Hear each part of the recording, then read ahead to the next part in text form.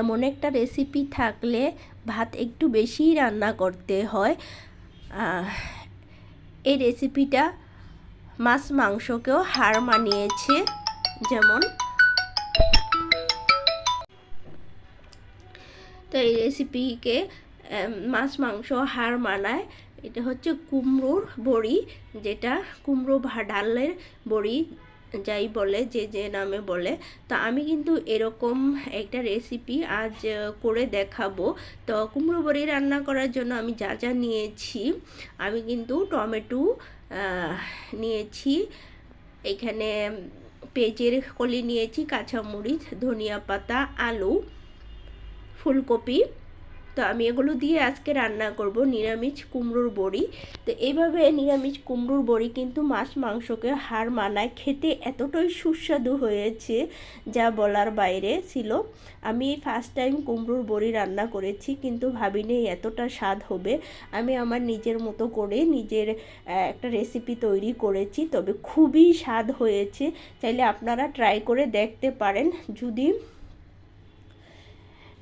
মজা না হয় তাহলে বলবেন, এতটাই সুস্বাদু। আসসালামু আলাইকুম, সকলে কেমন আছেন? আশা করি আল্লাহর রহমতে ভালো আছেন।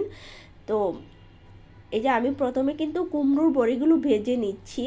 তো ভেজে নিলে কিন্তু একটা কাঁচা যে ভাব থাকে, তো ওটার আর গন্ধ আসে না। তো এইভাবে কিন্তু রান্না করলে এতটাই সুস্বাদু হয়, খুবই সুস্বাদু। তো আমি ভেজে তারপরে ভালো করে ধুয়ে পরিষ্কার করে তারপরে একটু পানি দিয়ে ভিজে রেখেছি। রেখে আর পরে আমি তো 10 মিনিট ভিজিয়ে রেখেছি, অত বেশি ভিজিয়ে রাখতে হয় না। তারপরে এখানে চলে আসলাম, দিয়ে দিলাম একটা কড়াই বসিয়ে দিলাম। কড়াইতে তেল দিয়ে দিলাম পরিমাণ মতো তেল। তো তেল দিয়ে এখন আমি ফার্স্ট টাইম কুমড়োর বড়িগুলো দিয়ে দেব। তো এই বড়িগুলো আমি একটু ভেজে নেব সুন্দর করে। ভেজে নিলে কি হয়, একদম মাংসের স্বাদ আসে।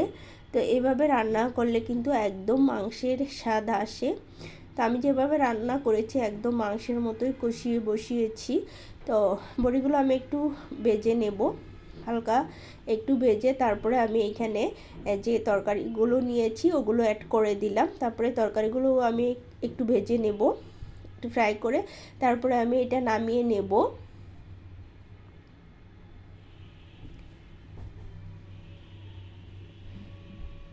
তো আমার কিন্তু অলরেডি ভাজা হয়ে গেছে। তো আমি কিছুক্ষণ নেড়ে ছেড়ে ভেজে নিয়েছি।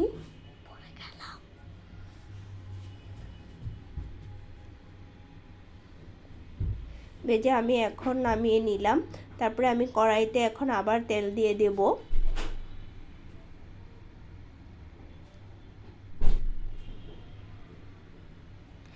তো আমি অবশ্যই সরিষার তেল খাই বেশিরভাগই।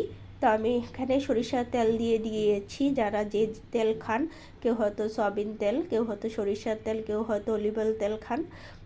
তো প্রথমে আমি তেজপাতা দিয়ে দিলাম। তেজপাতা দিয়ে আমি এইখানে পেঁয়াজ কুচি দিয়ে দিলাম, কিছু পেঁয়াজ কুচি। এখন আমি পেঁয়াজ কুচিটা ভেজে নেব, কিছুক্ষণ নেড়ে ছেড়ে একটু হালকা বাদামি কালার করে নেব।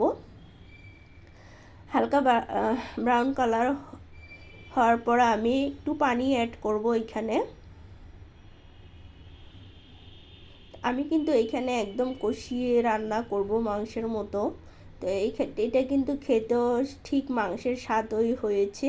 তো আমি এখানে রসুন পেস্ট দিয়ে দিলাম, আদা পেস্ট দিয়ে দিলাম। তো কিছু রসুন পেস্ট আর আদা পেস্ট দিয়ে দিলাম, অ্যাড করলাম। তারপরে একটু নেড়ে ছেড়ে একটু পানি অ্যাড করব। সো আমি এখন পানি অ্যাড করে দিচ্ছি।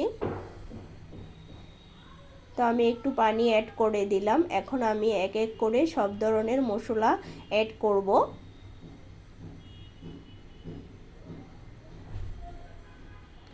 এখানে প্রথমে আমি হলুদের ফাঁকি দিয়ে দিচ্ছি, তারপরে মরিচের ফাঁকি দিয়ে দেব। আপনারা যে যেরকম মশলা খেতে পছন্দ করেন, আসলে মশলাটা পরিমাণ মতো দিলেই ভালো। বেশি হলেও খেতে ভালো লাগে না, আবার কম হলেও খেতে ভালো লাগে না। ধনিয়ার ফাঁকি, জিরার ফাঁকি দিয়ে দিলাম। দিয়ে এখন আমি লবণ দিয়ে দেব। লবণ দিয়ে তারপরে আমি কিছুক্ষণ নেড়ে ছেড়ে তারপরে এটাকে ভালো করে কষিয়ে নেব মশলাটাকে।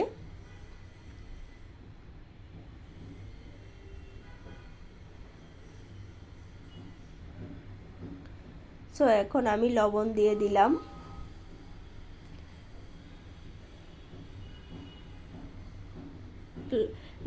তো আমি এখন কিন্তু আমার কিন্তু মশলাটা একদম কষানো হয়ে গেছে। এই যে দেখুন উপরে কিন্তু তেল বেশি উঠেছে, মশলাটা কিন্তু একদম পারফেক্ট কষানো হয়েছে।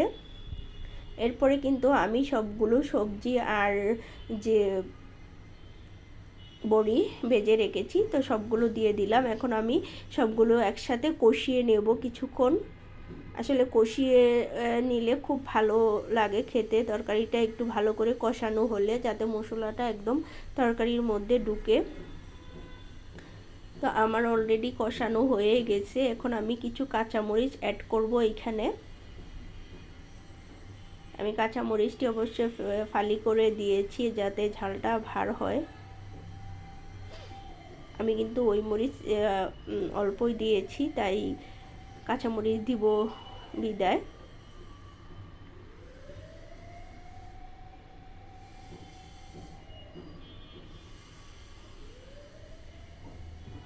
সো আমি কাঁচামরিচ অ্যাড করে দিলাম কিছু। এখন আমি ঝোলটা অ্যাড করে দেব।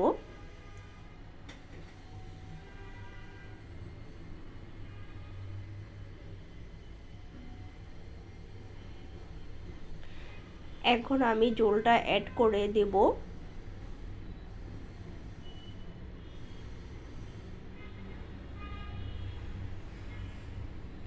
তো আমি এটা আসলে একদম মানে চিপা ঝোল রাখবো আর কি, এত ঝোলও না আবার এত শুকনোও করব না, হালকা একটু একটু ঝোল রাখবো।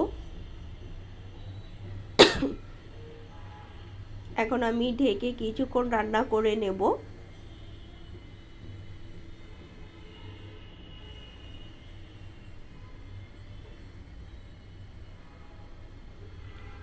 তো আমার কিন্তু কিছুক্ষণ রান্না হয়ে গেছে, তরকারিটা একদম হয়ে গেছে। এরপর আমি এখানে কিছু মশলা অ্যাড করব, যেমন গরম মশলার ফাঁকি, তারপরে জিরা আর ধনিয়া ফাঁকি আমি অল্প অল্প করে দিয়ে দেব, তাহলে কিন্তু একদম মাংসের ঘ্রাণ আসবে খেতে।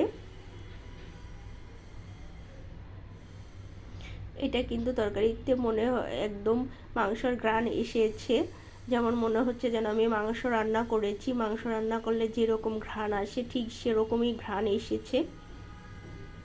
তো আমার কিন্তু রান্না হয়ে গেছে। এখন আমি ধনিয়া পাতা দিয়ে নামিয়ে নেব। তো তরকারিটা আমার কিন্তু একদম রান্না হয়ে গেছে। তো যারা যারা এতক্ষণ আমার ভিডিওটি দেখেছেন, প্লিজ ভালো লাগলে নতুনদের কাছে অনুরোধ সাবস্ক্রাইব করে পাশে থাকবেন, বেল বাটনটি বাজিয়ে দেবেন। যখনই আমি নতুন নতুন রেসিপি আপলোড করব সাথে সাথে নোটিফিকেশন পেয়ে যাবেন। তো কেমন হয়েছে সবাই কমেন্ট করে জানাবেন। সবাই ভালো থাকবেন, সুস্থ থাকবেন। লাইক দিতে ভুলে গেলে প্লিজ একটা করে লাইক দিয়ে দেবেন। সবাই ভালো থাকবেন, সুস্থ থাকবেন। সবাইকে অসংখ্য অসংখ্য ধন্যবাদ এতক্ষণ আমার সাথে থাকার জন্য। সবার কাছ থেকে এই পর্যন্ত আমি বিদায় নিচ্ছি। আল্লাহ হাফেজ।